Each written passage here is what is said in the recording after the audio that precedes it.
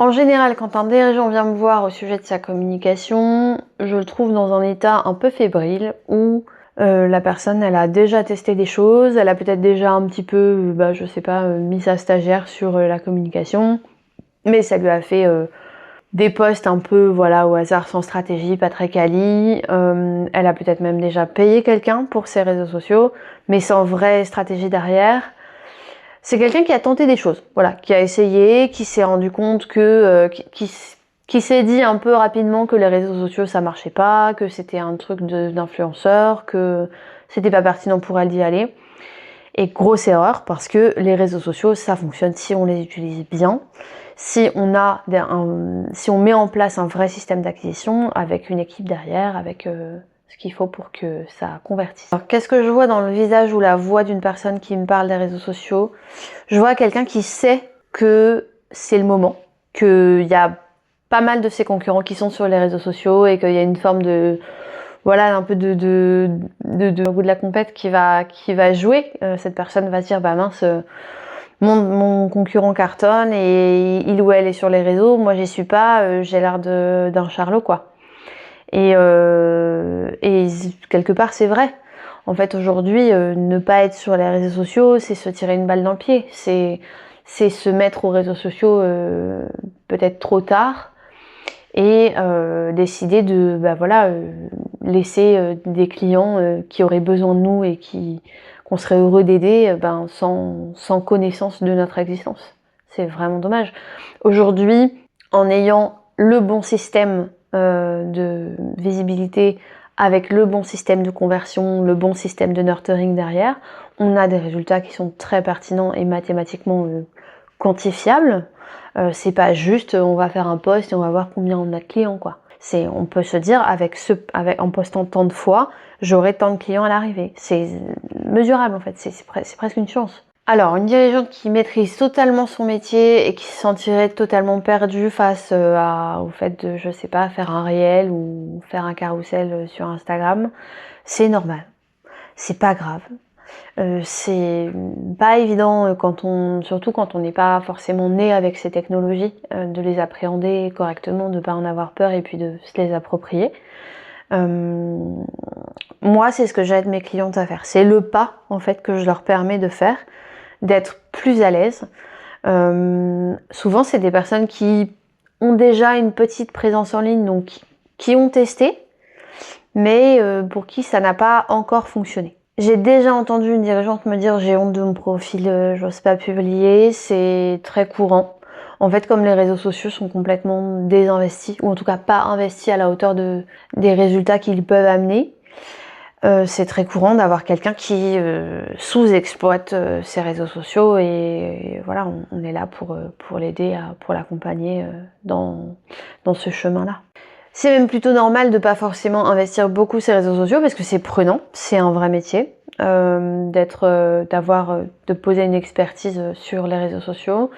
Je pense que un dirigeant ou une dirigeante n'a pas forcément les ressources en temps nécessaires pour pouvoir avoir une stratégie pertinente qui ramène des clients.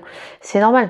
Une dirigeante, elle est dans l'opérationnel, elle va gérer ses équipes, elle va faire de la chefferie de projet, elle va aider ses collaborateurs, ses collaboratrices, mais elle n'aura pas forcément le temps d'investir sa communication pleinement et il n'y a aucun mal à ça. Il y a aussi pas mal de dirigeantes qui sont dans l'inaction par rapport au réseau par peur de mal faire tout simplement et c'est compréhensible, on est un peu perdu, on n'a pas les codes, on se demande qu'est-ce que je dois faire, qu'est-ce que je dois pas faire, on se dit est-ce qu'on doit faire des chorégraphies, non pas du tout déjà et ensuite est-ce que je vais pas me décrédibiliser aussi parce on voit de tout sur les réseaux sociaux, on voit des gens qui surfent un peu sur les effets de mode etc et les dirigeantes que j'accompagne en tout cas n'ont pas envie d'être associées à ça, c'est totalement légitime, elles sont pas là pour se montrer, parler de leur vie privée, parler de choses qui ne concernent pas leur clientèle en fait. Alors le plus souvent ce que j'observe quand je vois le profil en ligne d'un dirigeant, c'est que on n'est pas sur la full capacité de ce qui est possible. Il y a quelques posts par-ci par-là, Il y a peut-être des tentatives de stratégie, mais il n'y a pas de vraie présence digitale avec une cohérence, avec un plan sur le long terme. Et surtout, il n'y a pas d'acquisition derrière. En général, c'est pas des gens qui arrivent à faire des clients avec leur réseau. Okay. Je pense que les dirigeants repoussent pas mal le fait de s'occuper de leur communication par peur de se montrer. Ainsi que par voilà, manque de temps. Aussi, il y a le fait de ne pas savoir quoi faire, le fait de se sentir dépassé.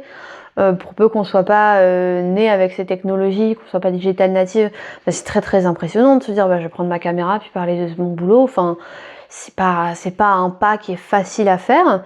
Les accompagnements que je fais consistent justement à prendre la personne par la main, lui dire on va faire ça, ça, ça, on va parler de ça, on va poser une posture qui sera de ton expertise, qui viendra de toi, qui te ressemble, qui te donnera la visibilité qui va avec ton expertise et que ton expertise vaut vraiment. Moi, je travaille pas avec des gens qui n'ont pas une expertise. Si quelqu'un vient me voir et me dit j'ai envie de lancer ça, mais peut-être plutôt ça, mais je sais pas trop, j'ai pas encore de clients et puis j'ai pas d'offre claire, mais ça va venir, on peut rien faire en fait. Expertise sans visibilité, ça ne marche pas, mais de la visibilité sans expertise, ça marche pas non plus. C'est pas possible. L'expertise sans visibilité, ça s'essouffle, mais la visibilité sans expertise, c'est vendre du vent. Enfin, quel intérêt? On a besoin que ce qu'on rend visible, ce soit vraiment utile aux gens. On peut pas rendre visible du rien, ça marchera pas. On pourra pas attirer des clients avec quelque chose qu'ils n'auront pas envie d'acheter. Il faut déjà que l'offre soit déterminée et précise et fonctionnelle et qu'elle ait déjà été vendue au moins, je dirais, 10 fois. Moi, je suis pas là pour faire de la publicité pour des personnes qui vendent du vent. Si je vois que la personne en face de moi, elle vient me voir, mais elle n'a pas l'expertise derrière, elle n'a pas les reins solides, c'est pas la peine qu'on travaille ensemble en fait. J'ai pas l'intention de visibiliser des personnes qui n'apportent pas une réelle utilité à la société, à leurs clients, voilà. Moi aujourd'hui, il y a des profils que j'aide pas. Il y a des profils que je refuse parce que je n'ai pas l'intention d'aider des gens qui ne vont pas réussir. C'est pas la peine. Si quelqu'un vient me voir et me dit j'ai pas vraiment de projet mais j'aimerais me rendre visible sur les réseaux pour augmenter mon chiffre d'affaires, très bien, mais va voir quelqu'un d'autre en fait. C'est pas l'idée. Moi ce que je veux c'est aider des projets qui sont déjà au service. J'ai pas l'intention de te dire vas-y super, file-moi ton argent si je vois pas que derrière t'as une expertise, un service qui fonctionne et qui aide, qui apporte en fait, qui contribue.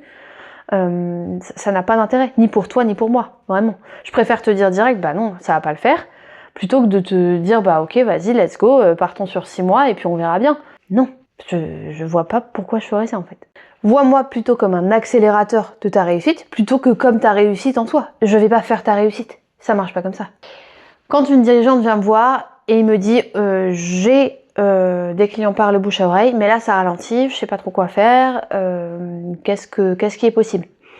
Je vois bien qu'il y a de la panique, je vois bien qu'il n'y a aucun plan B par rapport à ça, que oui, il y a des gens qui la recommandent, il y a du bouche à oreille, il y a peut-être voilà, des appels à projets auxquels elle a répondu, mais encore ça reste rare, et puis ça reste encore une fois un facteur extérieur qu'elle ne maîtrise pas.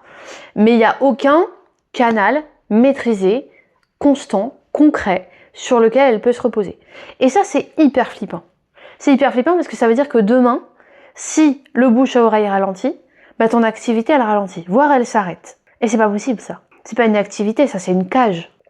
Alors qu'avec l'acquisition organique, quelque chose sur lequel tu as capitalisé, que ce soit du SEO ou des réseaux sociaux, tu peux avoir quelque chose qui te soutient, en fait, qui porte ton acquisition sur le long terme. Et qui s'arrête pas juste parce que tu as une mauvaise semaine, ou parce que tu es à plat, ou parce que des gens ont décidé d'arrêter de te recommander, ou parce que tu as déplu à quelqu'un. Enfin, c'est horrible de dépendre de ça. C'est trop inquiétant. Puis c'est trop important, ton acquisition, pour ne la faire reposer que sur des facteurs externes. Tu peux pas te permettre ça quand tu es dirigeante. En ligne, combien ça coûte de ne pas être visible en ligne quand on dirige? Ça coûte énormément d'argent. Ça coûte tous les clients qui ne signeront pas avec toi parce qu'ils ne te connaîtront pas, parce que tu ne te seras pas rendu visible. C'est un coût exponentiel. À qui est-ce qu'un dirigeant parle de ses galères de communication? Alors il y a un certain tabou. Par exemple, récemment, je parlais à une dirigeante qui a une équipe et qui doit sortir toutes les payes de son équipe tous les mois, normal. Mais le fait que l'acquisition ralentisse, c'est pas quelque chose qu'elle peut aborder vraiment ouvertement avec eux parce que eux dépendent de ça. Donc elle m'en parle à moi, elle en parle à des personnes en qui elle a confiance. Elle en parle à son mec éventuellement, mais il va pas pouvoir l'aider beaucoup. Je pense qu'il y a une vraie solitude chez les dirigeants, en particulier chez les dirigeantes, parce que, voilà, syndrome de l'imposteur, etc. Je vais rien apprendre là-dessus, mais il y a, ouais, c'est difficile. C'est des périodes très dures où on sait pas de quoi demain sera fait et où ça peut faire du bien d'avoir un plan B, d'avoir quelque chose qui nous permet de vraiment soutenir nos efforts et d'avoir du coup voilà une communication qui soit cohérente, pertinente et qui ne s'arrête pas si on a un problème ou si on a un imprévu. Pourquoi c'est si difficile d'en parler à son équipe, son associé, ses proches? Parce que ce sont des personnes qui dépendent aussi de notre réussite. Donc il y a une forme de si je lui en parle, il ou elle va s'inquiéter, ça va être compliqué, j'ai pas envie de lui causer des émotions négatives, par pudeur aussi peut-être, par le fait de se dire que on a eu peut-être un succès flamboyant récemment et on s'aperçoit que ça s'essouffle un peu et on panique, on se dit oh là là, qu'est-ce que je vais faire, comment je vais rebondir, et ouais c'est perturbant, c'est pas facile. Il y a une forme d'être un peu sur une île déserte, quoi, d'être un peu isolé par rapport à ces problématiques-là.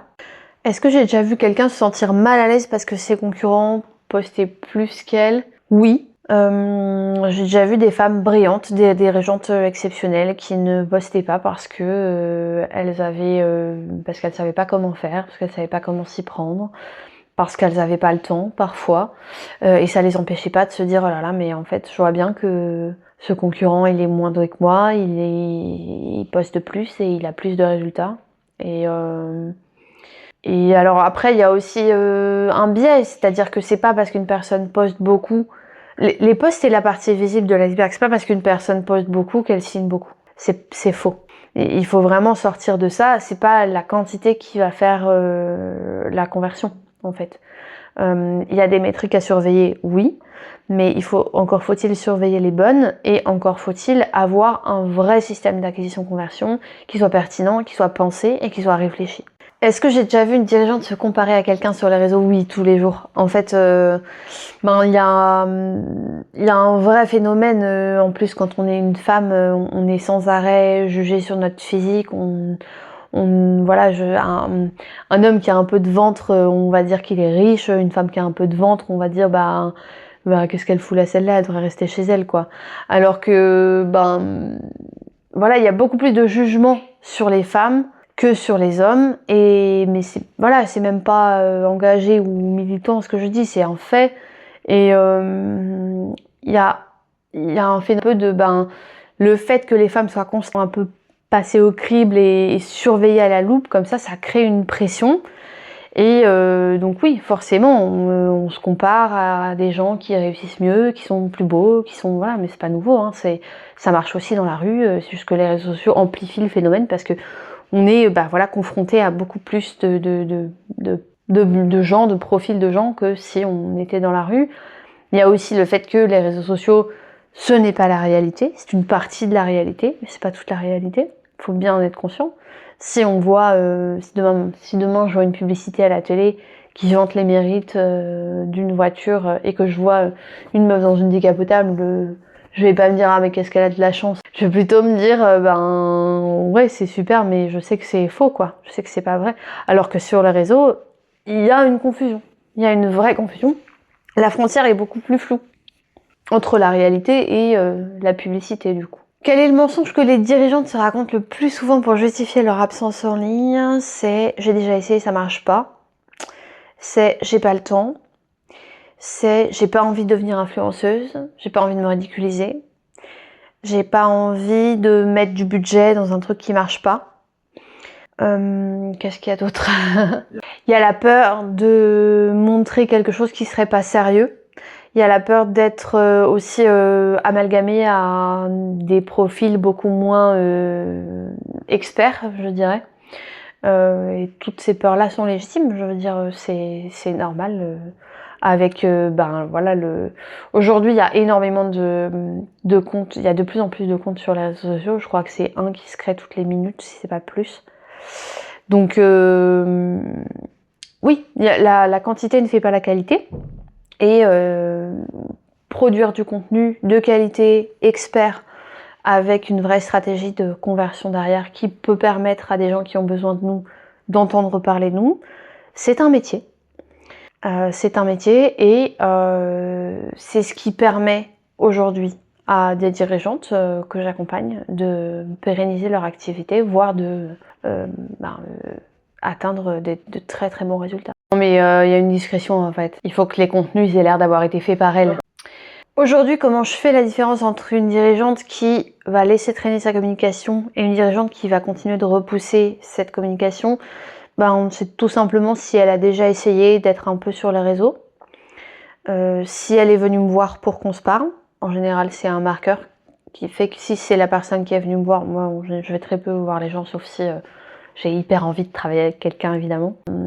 Mais si une personne vient me voir, c'est qu'elle commence à se poser des questions, qu'elle a un minimum réfléchi, qu'elle commence à comprendre mais qu'elle a peut-être encore des doutes et qu'elle a besoin d'en parler tout simplement. Alors qu'est-ce que je dirais à une dirigeante qui me dit j'ai déjà payé un prestat et ça n'a pas marché? Je dirais ok, t'as peut-être pas trouvé une personne sérieuse, t'as peut-être trouvé quelqu'un qui allait te faire un très beau feed, mais ça ne t'a rapporté aucun client et c'est normal parce que c'est pas comme ça qu'il faut faire. Est-ce que le feed ça sert encore à quelque chose aujourd'hui? Ça sert à flatter ton ego, te dire que t'as un beau feed, te dire que t'as une belle vitrine. Mais c'est pas ce qui va convaincre quelqu'un d'acheter chez toi. C'est pas ce qui va permettre à tes ventes de décoller, te permettre de vendre tes services correctement, et c'est pas ce qui va c'est pas ce qui va convaincre en fait. En fait, même dans en fait, tu peux toujours faire un beau feed, mais c'est pas ça qui va te ramener des ventes. Si ça te fait plaisir, fais-le. Vraiment, si tu tiens vraiment à avoir un très très beau feed parfait, oui, vas-y, pas de problème, mais c'est pas ça qui va te ramener des clients. Avoir un beau feed, c'est un plus, ça n'est pas la stratégie en soi. Ouais. Je connais une dirigeante à qui il est arrivé d'avoir mis des stagiaires sur sa communication, d'avoir lancé une newsletter, d'avoir fait un petit peu voilà, les canaux classiques, je dirais, et connus de communication, mais comme il y avait aucun lien entre toutes ces stratégies, il n'y avait aucune cohérence, ça n'a rien donné. Et c'est pas étonnant en fait. Parce que c'est bien d'avoir une newsletter, c'est bien de faire du contenu, encore faut-il que le contenu soit bon. Mais s'il n'y a pas de cohérence entre les deux, c'est pas la peine.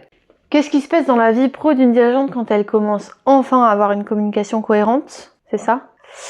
Alors on observe plusieurs choses. Déjà, il y a parfois on n'est pas préparé à avoir autant de succès, recevoir autant d'argent aussi, parce que ça, il y a les ventes qui font un bond. Des fois, on n'est simplement pas prêt en fait à vivre ce changement qui peut être un changement radical de vie pour certains. Ça fait peur et c'est normal. On est là pour en fait accompagner la personne dans ces différentes étapes et puis aussi accueillir ses appréhensions, même si ça ne doit pas pousser à l'inaction, bien entendu, mais oui, on est je dirais, en soutien pour la personne. Pourquoi on ne parle jamais du poids émotionnel de l'invisibilité chez les dirigeantes? Peut-être parce que il est énorme. Une dirigeante qui n'est pas visible, c'est une dirigeante qui dépend de canaux de communication qu'elle ne maîtrise pas. Et ça peut être une source de stress énorme, ça peut être une source de nuit sans sommeil, ça peut être une source de... d'avoir l'impression de naviguer à vue en fait, de se dire j'ai pas de vraie stratégie, je fais un peu les choses au jour le jour comme elles viennent et j'ai pas vraiment de certitude que ça marchera encore demain. Voilà, aujourd'hui on est dans un contexte qui est difficile, ça devient difficile d'entreprendre, ça devient difficile de pérenniser une activité, un business. Donc c'est normal d'avoir peur quand on est invisible sur les réseaux et en ligne. Je dirais que c'est plus difficile émotionnellement d'être invisible que d'être visible. Parce que être visible, c'est facile. Une dirigeante, elle est visible tous les jours en tant qu'experte avec ses employés, avec ses clients, avec les personnes avec qui elle collabore.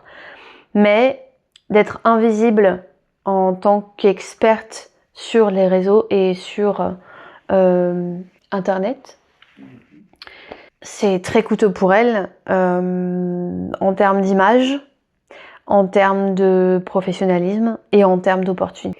C'est un cercle vicieux en fait. Moins on est visible, moins on a une acquisition solide, pérenne et qui fonctionne même quand on n'est pas bien, ou même quand on n'a pas la possibilité de... Voilà, quand on a une baisse de morale ou qu'il y a un problème interne à notre entreprise. Moins on a d'opportunités et plus on dépend de facteurs extérieurs pour pérenniser son business en fait, pour faire passer son business à l'étape d'après. Pourquoi il est important de se mettre soi-même en avant et de pas tenir grâce à l'IA? On l'a vu, les premiers films en animation 3D, ils étaient très mauvais. Les premières images en IA, elles étaient très mauvaises. Et ce qu'on considère comme bon fait avec l'IA aujourd'hui, les avatars IA par exemple, ce ne seront plus des contenus bons demain.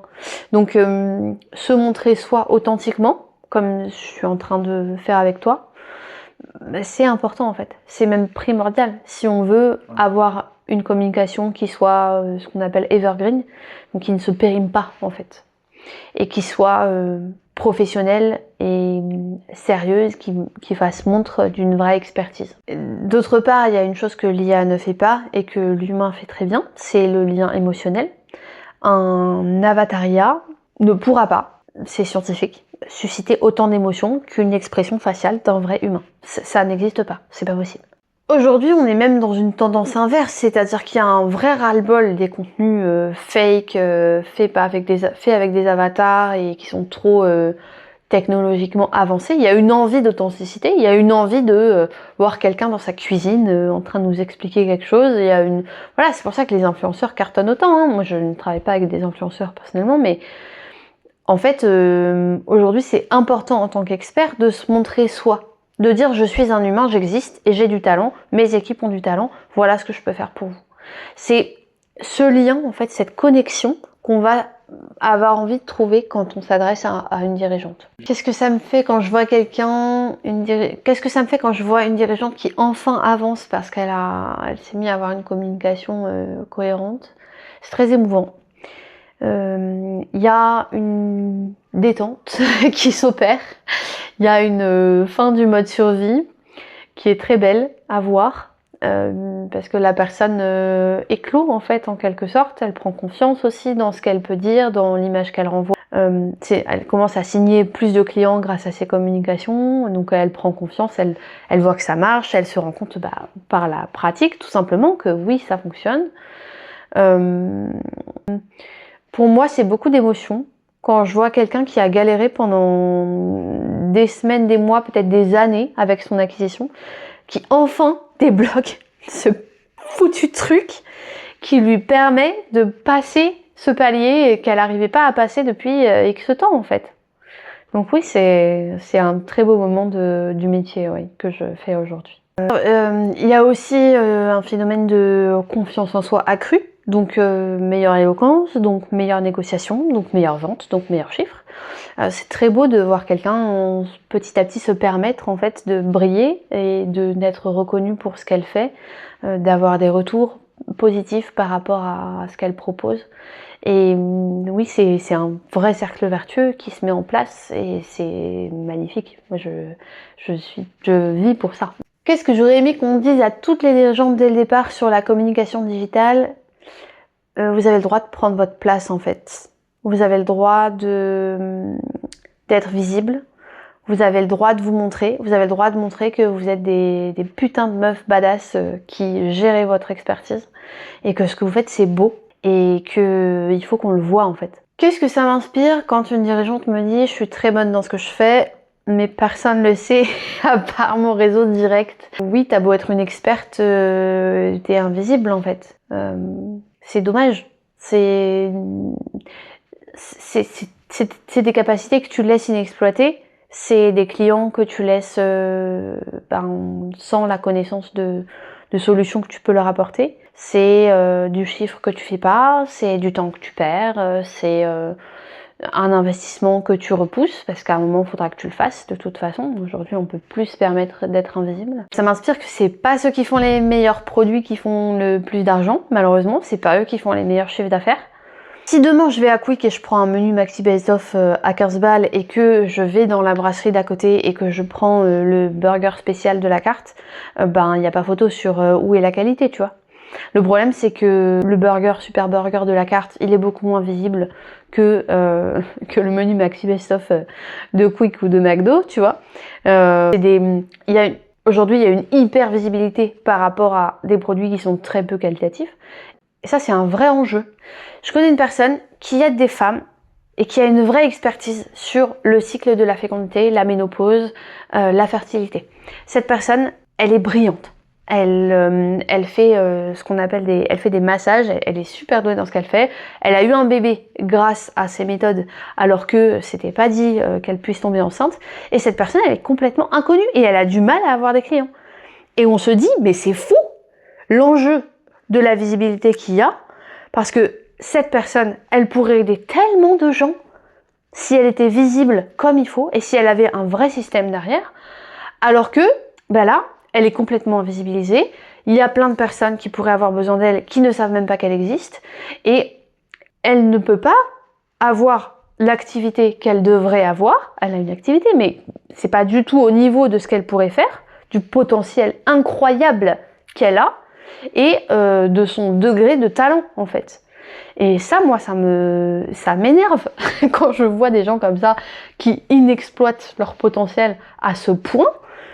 Et c'est pas de sa faute, je veux dire, encore une fois, si on n'a pas été élevé dans le digital, c'est pas facile pour nous. Si on n'a pas les codes, si on ne sait pas comment faire, ça s'improvise pas. Mais voilà, c'est malheureux en fait de se dire que cette personne, il y a plein de gens qui pérennisent leur business bien mieux qu'elle, mais qui ont bien moins de talent. En fait, cette personne, elle ne priorise pas sa communication, donc son activité ne décolle pas, et elle n'est pas au niveau de ce qu'elle pourrait être. Et ça, c'est trop dommage. Il y a un vrai enjeu à être visible, il y a un vrai enjeu sur le fait de arrêter d'être brillante de toi en fait. Est-ce que j'ai un truc à dire à la dirigeante qui regarde cette vidéo et qui porte seule le poids de sa communication depuis des mois? Bon, si tu es une dirigeante, que tu regardes cette vidéo et que tu portes seule le poids de ta communication depuis des mois, depuis des semaines, des mois, peut-être même des années, sache que tu n'es pas seule.